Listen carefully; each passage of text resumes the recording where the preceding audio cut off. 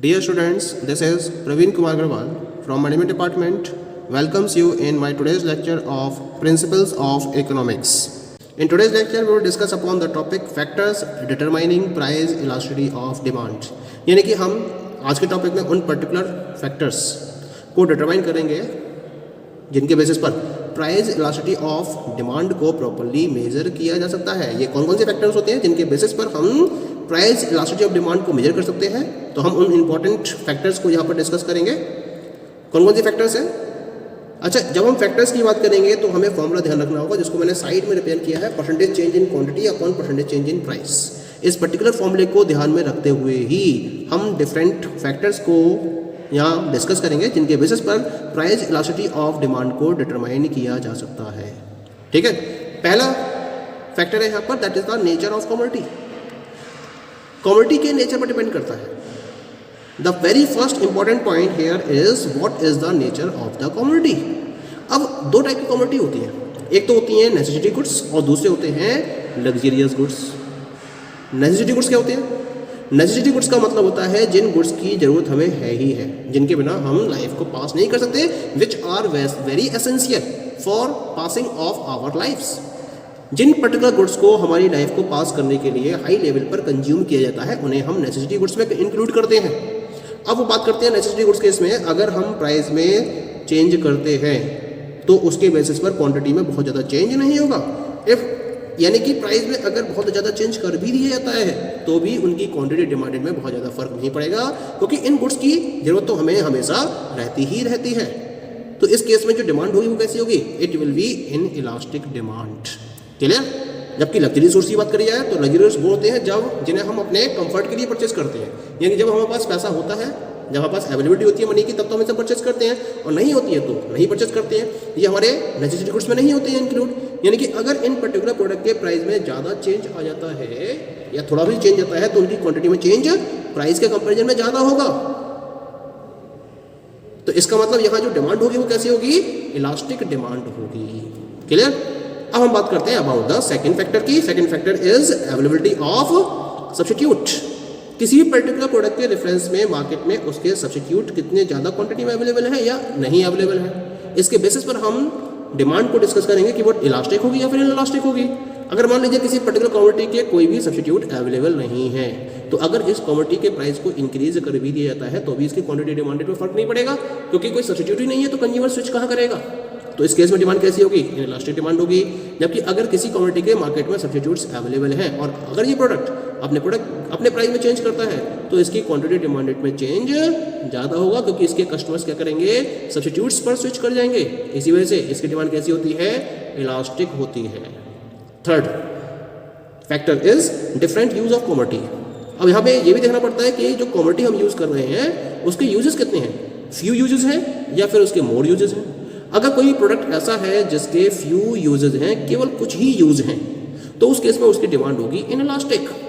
लेकिन अगर उसके ज़्यादा यूजेस हैं तो उसकी डिमांड होगी इलास्टिक। जैसे मिल्क की बात करें, मिल्क के बहुत सारे यूजेस हैं।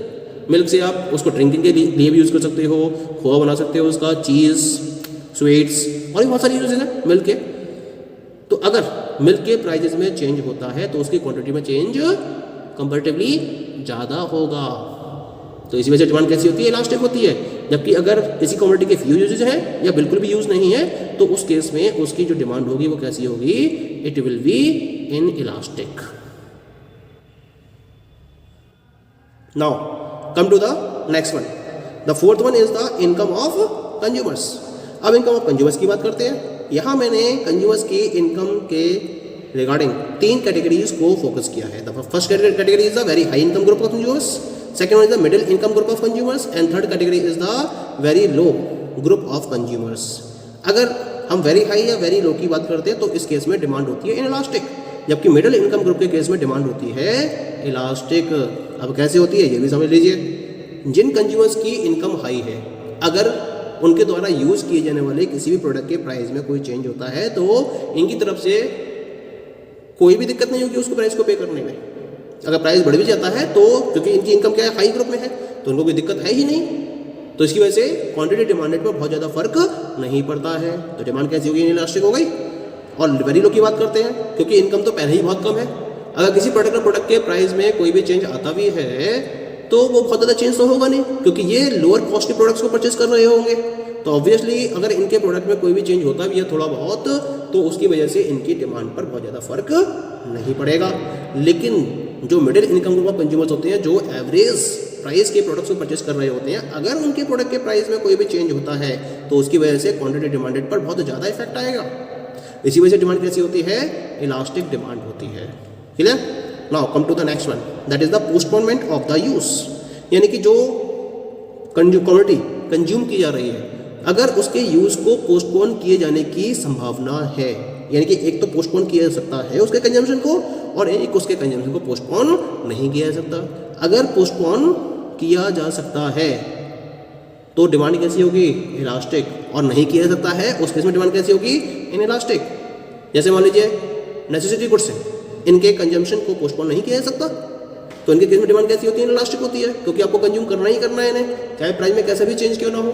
लेकिन जिनको पोस्टपोन किया जा सकता है, अगर उनके प्राइस में चेंज आता है, प्राइस मान लीजिए बढ़ जाते हैं, तो आप क्या सोचोगे कि भाई जब इनके प्राइस कम होंगे तब इनको हम कंज्यूम कर लेंगे, तो उस केस में इनकी डिमांड में चेंज कंपैरेटिवली ज़्यादा होगा। इसी वजह से डिमांड कैसी होगी? इनकी इलास्टिक होगी। Now come to the 6th point, and this is about the habit of consumers. Consumers की हैबिट क्या है? किसी भी पर्टिकुलर कमोडिटी के रेफरेंस में या तो कंज्यूमर उस कमोडिटी के हैबिचुअल होंगे या फिर वो उसके हैबिचुअल नहीं होंगे। अगर हम मान लेते हैं कोई ऐसी कमोडिटी कंज्यूमर के द्वारा कंज्यूम की जा रही है जिसके वो कंप्लीटली हैबिचुअल हैं, तो उस केस में डिमांड क्या होगी? डिमांड होगी इनइलास्टिक, क्योंकि अगर उनके प्राइस में कोई भी चेंज क्यों ना हो जाए लेकिन क्वांटिटी डिमांडेड पर कोई फर्क पड़ेगा तो बहुत कम फर्क पड़ेगा, क्योंकि वो उसके हैबिचुअल है, बिना उसके वो अपनी लाइफ को पास कर ही नहीं सकते। जैसे कोई भी एल्कोहलिक पर्सन है, कोई भी ड्रगिस्ट पर्सन है जो ड्रग को ले रहा है, ड्रग को कंज्यूम कर रहा है, या जो एल्कोहल को कंज्यूम कर रहा है, या कोई भी टोबाको प्रोडक्ट को कंज्यूम करने वाले पर्सन है, अगर इन प्रोडक्ट्स के प्राइस में कोई भी चेंज होता है तो उसकी वजह से इनकी क्वांटिटी डिमांडेड पे बहुत ज़्यादा फर्क नहीं पड़ेगा, क्योंकि कंज्यूमर्स हैबिचुअल है इन कमोडिटीज़ के, वो बिना इनके अपनी लाइफ को पास कर ही नहीं सकते, तो इनकी डिमांड कैसी होगी? इनइलास्टिक होगी। लेकिन अगर कंज्यूमर किसी कमोडिटी का हैबिचुअल नहीं है और अगर इस पर्टिकुलर प्रोडक्ट के प्राइस में चेंज कर दिया जाता है तो इसकी क्वांटिटी डिमांड में चेंज कंपैरेटिवली ज़्यादा होगा। इसी वजह से इसकी डिमांड कैसी होगी? इलास्टिक डिमांड होगी। पॉइंट क्लियर हो गया? Now we come to the next factor. Next factor is the proportion of income spent on a commodity. किसी भी पर्टिकुलर कमोडिटी पर इनकम का जो प्रोपोर्शन कंज्यूमर की तरफ से खर्च किया जाता है उस पर भी डिपेंड करता है कि डिमांड इलास्टिक होगी या इनइलास्टिक होगी। अब होता क्या है, जब कंज्यूमर डिफरेंट कमोडिटीज़ पर अपनी इनकम को खर्च करता है तो कुछ कमोडिटीज़ तो ऐसी होती हैं जिन पर अपनी इनकम का ये एक स्मॉल प्रोपोर्शन ही खर्च करता है, और कुछ कमोडिटीज़ ऐसी होती हैं जहां ये अपनी इनकम का लार्ज प्रोपोर्शन खर्च करता है। अब बात ये आती है कि जहां वो स्मॉल प्रोपोर्शन खर्च कर रहा है, अगर उसके प्राइस में चेंज होगा भी तो इसकी क्वांटिटी डिमांड में बहुत ज़्यादा चेंज करने की पोजीशन में कंज्यूमर होगा ही नहीं, क्योंकि ऑलरेडी वो इस केस में स्मॉल क्वांटिटी को ही परचेज कर रहा है। तो इसका मतलब अगर इसके प्राइस में चेंज होगा भी तो इसकी क्वांटिटी डिमांडेड में बहुत ज़्यादा चेंज नहीं होगा, तो डिमांड कैसी हो गई? Demand will be inelastic. जबकि हम उन कमोडिटीज़ की बात करते हैं जहां कंज्यूमर अपनी इनकम का लार्ज प्रोपोर्शन खर्च कर रहा है, उस केस में अगर प्राइस में चेंज होता है तो यहाँ डिमांड में चेंज कंपैरेटिवली ज़्यादा होगा, तो डिमांड कैसी हो गई? It will B elastic demand. Clear हो गया? डिफरेंस क्लियर हो गया दोनों में। अब हम बात करते हैं about the time period. Time period, यहाँ पर मैं दो टाइम पीरियड की बात कर रहा हूँ। The first one is the short period and second one is the long period. यहाँ हम उन कमोडिटीज़ की बात कर रहे हैं जिनको शॉर्ट पीरियड ऑफ टाइम में कंज्यूम किया जाता है, और यहाँ उन कमोडिटीज़ की बात कर रहे हैं जिनको लॉन्ग पीरियड ऑफ टाइम में कंज्यूम किया जा रहा है, जिनकी लाइफ बहुत शॉर्ट होती है। ये जो पेरिसेबल टाइप के प्रोडक्ट्स होते हैं जिनकी शॉर्ट लाइफ होती है, उनके केस में डिमांड कैसी होगी? The demand will be inelastic. Inelastic कैसे होगी? क्योंकि शॉर्ट पीरियड ऑफ प्रोडक्ट है तो इनकी लाइफ भी शॉर्ट होती है। अगर इनको शॉर्ट पीरियड ऑफ टाइम में कंज्यूम नहीं किया जाएगा तो इसके बाद ये क्या जाते हैं? आउट ऑफ यूज हो जाते हैं। तो शॉर्ट पीरियड ऑफ टाइम में इनको कंज्यूम करना मजबूरी है, और इसी वजह से इन प्रोडक्ट के प्राइस में अगर चेंज होता भी है तो इनकी क्वांटिटी डिमांड में बहुत ज़्यादा चेंज नहीं होगा, क्योंकि इसमें मोस्टली जो डेली यूज़ के प्रोडक्ट्स होते हैं या जो चीपर प्रोडक्ट्स होते हैं उनको इंक्लूड किया जाता है, और इन प्रोडक्ट के प्राइस में अगर कोई चेंज करोगे तो इनकी क्वांटिटी डिमांड में बहुत ज़्यादा चेंज नहीं होगा। इसी वजह से इनकी डिमांड कैसी होगी? Inelastic demand. जैसे ब्रेड, बटर, एग, मिल्क, ये सब क्या होते हैं? These are the short period products. And next one is the long period products, जिनकी लाइफ लॉन्ग होती है। जो लॉन्ग पीरियड ऑफ टाइम तक यूज किए जा सकते हैं, जैसे ड्यूरेबल प्रोडक्ट्स होते हैं जितने भी, उन सारे ड्यूरेबल प्रोडक्ट्स को हम लॉन्ग पीरियड में इंक्लूड करते हैं। और अगर इन प्रोडक्ट के प्राइस में कोई चेंज होता है तो उसकी वजह से इनकी क्वांटिटी डिमांडेड पर चेंज कंपैरेटिवली ज़्यादा होता है। इसी वजह से इनकी डिमांड कैसी होती है, इलास्टिक डिमांड होती है। क्लियर हो गया पॉइंट यहाँ पर। Now come to the 9th point. 9th point क्या है, this is as per the price level. सबसे इंपॉर्टेंट पॉइंट क्या रहता है कि जो प्रोडक्ट के प्राइस हैं वो किस लेवल पर है। अगर कोई प्रोडक्ट या तो वो हायर लेवल ऑफ प्राइस होगा या फिर वो लोअर लेवल ऑफ प्राइस होगा। अगर उसकी प्राइसिंग हायर लेवल की है तो अगर हाई लेवल ऑफ प्राइस है तो उस केस में उसकी डिमांड कैसी होगी, इलास्टिक डिमांड होगी, क्योंकि इस टाइप के प्रोडक्ट के प्राइस में अगर कोई चेंज होता है तो उसकी वजह से इसकी क्वांटिटी डिमांडेड पर चेंज ज़्यादा होगा, तो इस वजह से डिमांड कैसी होगी, इलास्टिक होगी। लेकिन अगर कोई प्रोडक्ट ऐसा है जिसके प्राइस कम है और कम प्राइस के प्रोडक्ट के चेंजेस, अगर प्राइस में कोई चेंज होता है तो उस केस में इसकी क्वांटिटी डिमांडेड पर बहुत ज़्यादा फर्क नहीं पड़ेगा, क्योंकि ऑलरेडी ये चीपर है मार्केट के अंदर।